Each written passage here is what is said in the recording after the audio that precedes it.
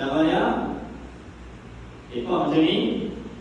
Apa sebut masukkan dalam tali kawan kita, masuk dalam pergelangan kawan kita. Bila kita dah tarik bagi tali betul. Apa? Dapat? Saya dapat satu anak kan apa itu? Bukan untuk saya. InsyaAllah. Terima kasih. Yang menjadi pendapat juga ada pada saya. Seorang tadi kan, akhirnya ni lah. Okey, adik dah tahu kenapa Allah hantarkan Quran kepada kita? Adik dah tahu kenapa Allah hantar adik mahat Hafiz hari ini? 6. Azamnya elok saya mendoakan adik menjadi Hafizah. Dan saya nak minta tolong satu boleh? Satu je. Boleh tak? Boleh tak? Orang yang baca Quran, yang berpegang dengan Al-Quran, maka dia adalah syurga Allah Subhanahu wa ta'ala. Sehingga mana Nabi sebut Iqra'ul Quran Fa'innahu ya'ti yawmal qiyamah syafi'an li ashabi. Sebagai hukum di ayat Islam, sehari macam hadis tu letak dalam buku, letak dalam buku letak, hafal betul-betul, yang masuk dalam hati. Iqra'ul Quran Fa'innahu ya'ti yawmal qiyamah syafi'an li ashabi. Quran adalah pembantu penyelamat, pemberi syafaat kepada orang yang membacanya di akhirat kelak. Jadi kita nak minta banyak satu di kalangan ramai ini semua masuk syurga itu. Amin. Dan kamu tak cari lah adik-adik kamu mak ayah saudara adik keluarga.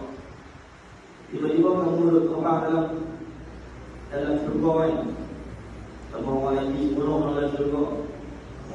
Si ubah lagi seronok. Ustaz, saya pun ada maklum dengan Ustaz. Maklum boleh masuk syurga lah. Umur ada 80. Dan ceramah dia kata maklum tak masuk syurga. Satu tak ni kalau maklum. Putih, maklum tak ada syurga. Ustaz kata betul. Ya, kemarah. Kalau Ustaz kata kerana maklum tidak ada dalam syurga dengan rupa maklum umur 80.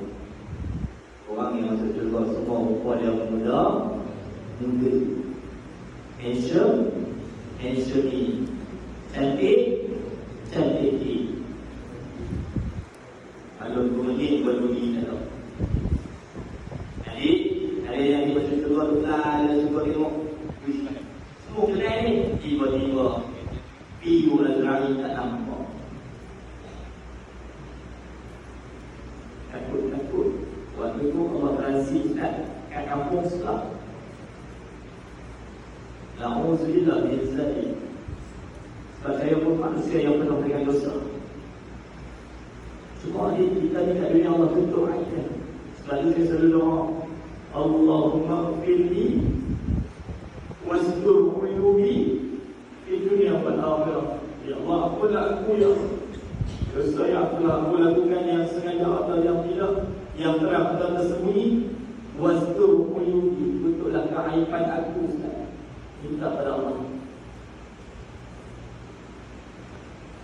Kalau dia tengok Ustaz kena transit kampung sebelah, cepat-cepatlah tekan izin tepuk ejahlah dia road 125 dia bisa sebab dia boleh ditarik buat masuk ke dalam syurga.